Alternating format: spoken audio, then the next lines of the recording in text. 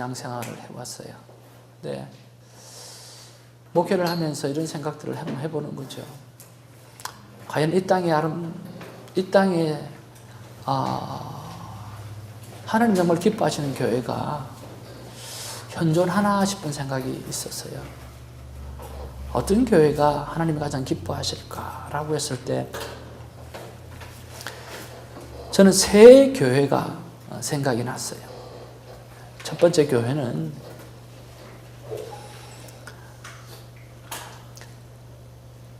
온누리 교회가 큐티 사역을 제일 먼저 오픈했죠.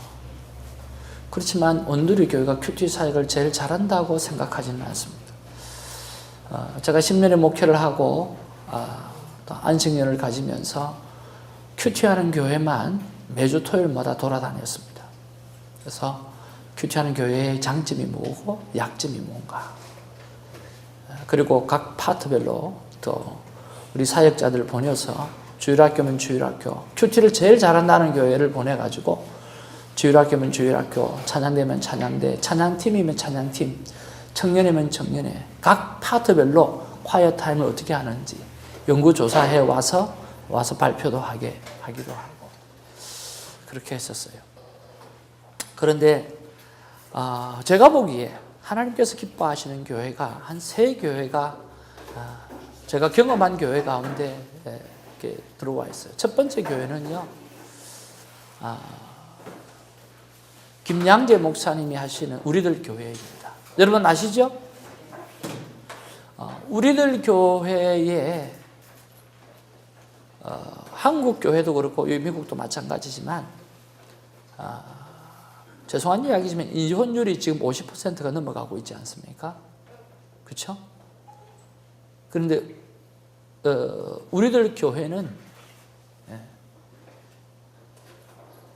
헤어졌던 부부가 만나는 율이 높아지는 교회예요. 그리고 이혼하는 율이 0%의 교회예요. 요즘 청년들이 결혼하고 이혼을 하는 것이 좀 쉽게 말해서 거짓말 좀 보태가지고 밥 먹듯이 하는데 동거생활도 마찬가지고 그 교회는 0%예요. 왜 그럴까? 왜 그럴까요? 사람들이 결혼의 목적을 행복이라고 생각을 합니다. 저도 그래서 행복 예식장에서 결혼을 했습니다. 그런데 그 교회는 결혼의 목적을 행복이라고 가르치지 않습니다. 결혼의 목적을 행복이라고 가르쳐 줬을 때 제 아내가 내가 아내에게 행복하게 못해주면 이혼의 조건이 되는 거죠. 왜? 결혼의 목적이 행복이니까. 아내가 나에게 행복하게 못해주고 이 아내가 도박에 빠졌다거나 하여튼 사고만 맨날 치고 돌아다닌다. 이게는 진짜로 우리가 말할 듯이 이건 사람이 아니고 왼수다. 이렇게 됐을 때는 이혼의 사유가 되어주죠. 사람들이 이야기합니다. 어떻게 사냐고, 이혼하라고. 그런데 그 교회는 그렇게 이야기하지 않습니다. 뭐라고 이야기하느냐고 하면 결혼의 목적은 거룩이라고 이야기를 합니다. 내가 힘들 때, 내가 시험 당할 때, 내가 템테이션에 빠졌을 때, 내 남편의 거룩함을 회복하기 위해서 무릎을 꿇고 내 아내의 거룩함을 회복하기 위해서 기도하며 시간을 보내죠. 그래서 어떤 사람은 4번을 바람 피워서 나가서 가정을 꾸린 그 집에 이 본처가 찾아가서 밥을 해주고 도시락을 사주고 그렇게 해서 나중에는 그 남편이 돌아왔다는 거죠. 그런 간증들이 우리들 교회는 수두룩합니다. 여러분 어떠세요? 멋지지 않나요? 하나님이 기뻐하는 교회라고 생각을 합니다. 두 번째 교회는요, 여러분 신당동 떡볶이라고 들어보셨어요? 그 신당동의 대표적인 것이 떡볶이고요. 그 신당동의 대표적인 게 뭐냐고 하면 무당촌이에요. 한 집 건너 무당집과 한 집 건너 술집. 그래서 그 신당동 일대는 무당촌에다가 깡패촌이에요. 근데 거기에 한 교회가 들어가서 도시가 밝혀지기 시작하고 술집이 사라지기 시작하고 무당집이 사라지기 시작하고 무당집이 사라지는 곳에는 크리스찬 카페가 생기고 술집이 사라진 곳에는 크리스찬 스쿨이 생기고 하나하나 예수 마을로 변화되어지는 그런 마을이 되어져 버렸습니다. 여러분 멋있죠? 그 교회는 장하길 목사님이 섬기시는 교회입니다. 장하길 목사님이 그 신당동 일대에서 교회를 개척하고 열정적으로 뜨겁게 아마 그 뜨거움이 여러분보다 더할지 덜할지는 잘 모르겠지만 정말 뜨겁게 목회를 해서 교회가 많이 성장을 했습니다. 그런데 바깥에 나가서 보니까 싸우는 사람은 전부 다 자기네 교인이에요. 시장통에서. 하나님, 제가 이렇게 목회를 하려고 내가 교회를 했느냐고. 이거는 아닌데. 나가서 사고 치는 사람은 전부 다 자기네 교회 사람인 거야. 숫자는 늘었지만 교회가 교회답지 못하는 모습을 바라보면서 목사님은 억장이 무너지기 시작한 거예요. 그래서 안식년에 미국에 와서 존 웨슬레가 만들었던 소그룹을 공부하기 시작했어요.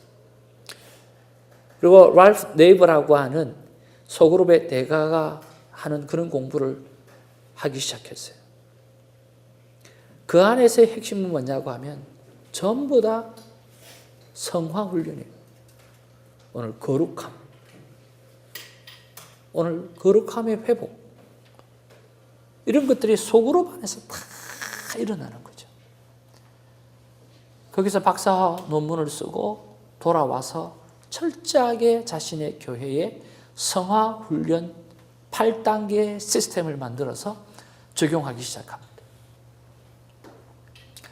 변하기 시작하는 거예요. 트랜스포메이션, 변화가 일어나기 시작하는 거예요.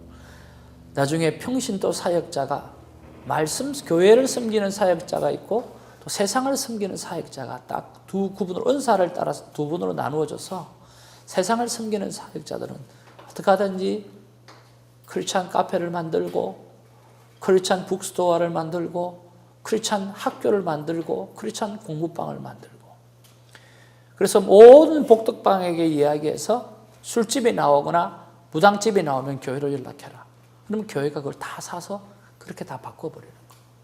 그리고 어석한 불빛이 어두운 곳은 모든 교인이 전부 다 찾아가서 전부 다 불을 밝히는 거예요. 불을 밝히니까 뭐가 사라지겠어요? 범죄가 사라지죠. 여러분 이런 교회 어떠세요? 멋지죠? 저는 굉장히 많이 도전받았어요.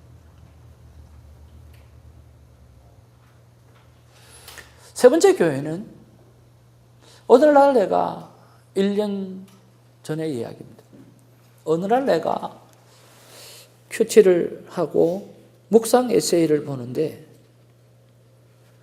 그 묵상 에세이 내용을 보니까 24시간 예수님을 바라보는 목회를 하시는 분이 계시는 거예요. 24시간 주님을 바라본다. 제 생각하고 너무 동일한 거예요. 이거를 하시는 분이 있단 말이야. 놀랐어요.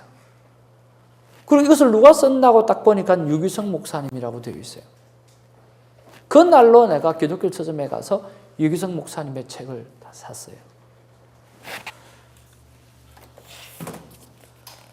나는 죽고 예수로 사는 사람, 그리고 영성일기, 여러 가지 책이 이미 나와 있더라고요.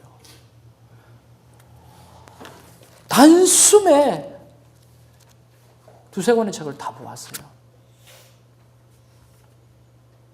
Amazing.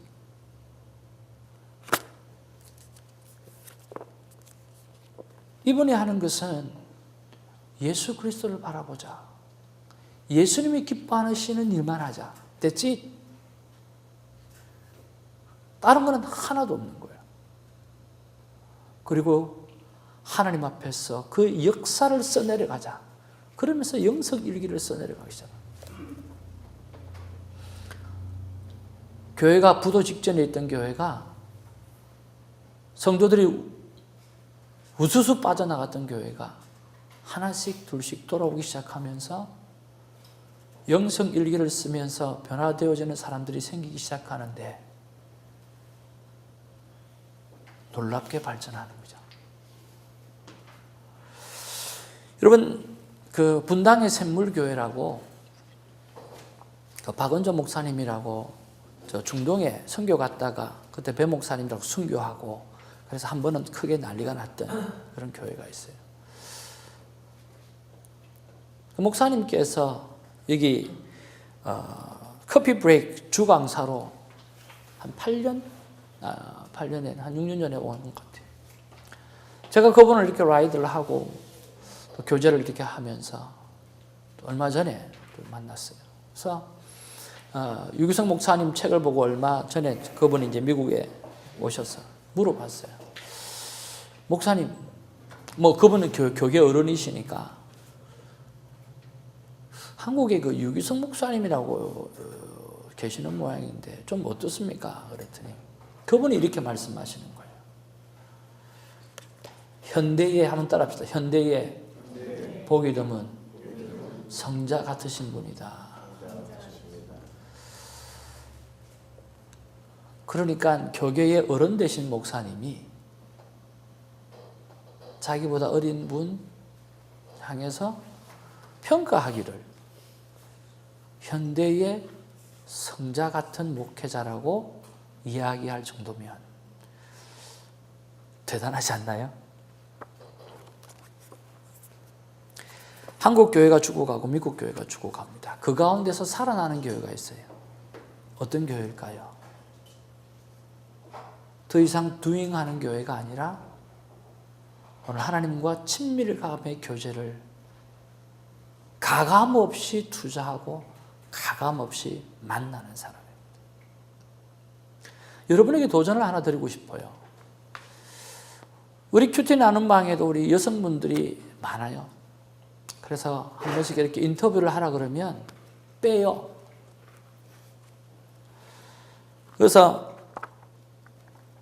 그런데 여러분, 우리들 교회 김양재 목사님 교회의 간증을 들어보면 차마 들을 수 없는 그런 치부를 그 교회는 다 드러내요.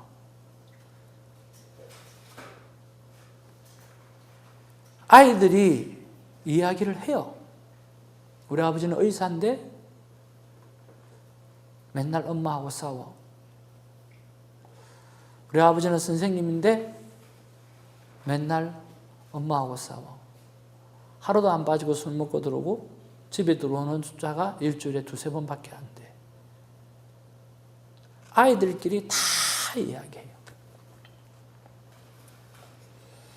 그리고 그런 이야기들을 할 때마다 돌아오는 사람이 어떤 사람이 돌아올까요? 똑같은 사람이 돌아와요. 허울은 다 닥터예요. 허울은 다 선생님이에요. 허울은 돈 잘 버는 다 사장님이에요. 허울은 다 엘리트예요. 요즘 대학 안 나온 사람 몇 안 되고, 대학원 안 나온 사람 몇 안 되고, 유학 안 갔다 온 사람 몇 안 되고, 다 그렇잖아요. 그런데 삶은 하나도 변화가 없는 거예요. 그리고 그런 분들이 교회 중진들이고 교회 사역자들입니다. 한국 교회는 커갔지만 그 지난날 1%가 한국 교회를 책임졌던, 그 윤리를 책임졌던 그 시대는 이제는 없어요. 한국 교회는 커졌지만 한국의 윤리를 감당하지 못할 정도로 약해져 있죠. 그래서 저는 큐티하는 여러분들이 젊음의 때부터 예수님을 자랑하는 분이 되기를 주님의 이름으로 축복합니다. 이미 우리는 예수님 안에서 다 드러난 존재예요. 예수님의 손을 피할 수 있는 사람이 단 한 사람도 없잖아요. 다 드러난 거죠. 다 드러났으면 여러분 세상 안에서도 드러내세요. 예수님 자랑하세요. 여러분 피 끓는 젊음이 있을 때, 여러분이 아름다운 피부가 있을 때, 여러분 생생하고 탱탱한 피부가 있을 때, 그때 여러분 간증하셔야 돼요. 여러분 나중에 줄 서서 다 좀 하세요.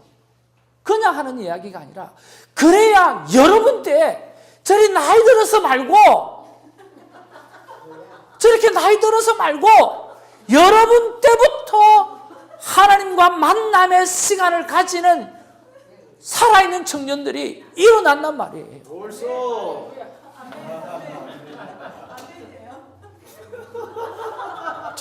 정말 저는 가슴에서 나오는 아멘이에요.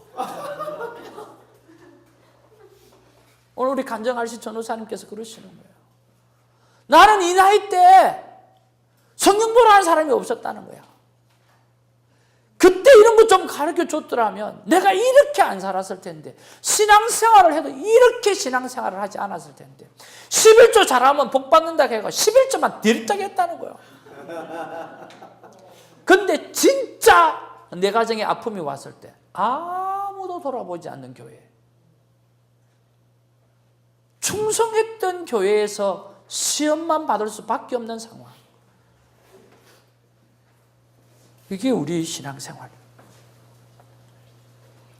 여러분, 이 큐티의 삶은요, 하나님을 만나는 친밀감의 삶이잖아요. 지금 하셔야 돼요.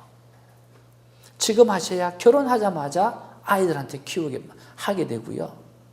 그리고 그 아이들이 이 폐역한 세대에 제대로 살아갈 수 있어요. 우리가 어떻게 할 수가 없어요. 저는 큐티만 알리는 사람이 아니에요. 하영조 목사님도 하셨던 말씀이 있어요. 큐티 매너리즘에 빠지면 쉬어라고 했어요. 하지 말라고 그러는 거예요. 왜 그랬을까? 간단해요. 하 목사님이 해봐서 알아. 큐티를 하다가 보니까 어떤 일이 생겨요? 매너리즘에 빠지는 거예요. 존재적인 만남이 안 되고 그냥 하는 게 되어져 버려요. 자기 자신도, 한국교회 큐티를 그렇게 많이 보편화시켰던 그분도 해보니까 매너리즘에 빠지더라는 거죠.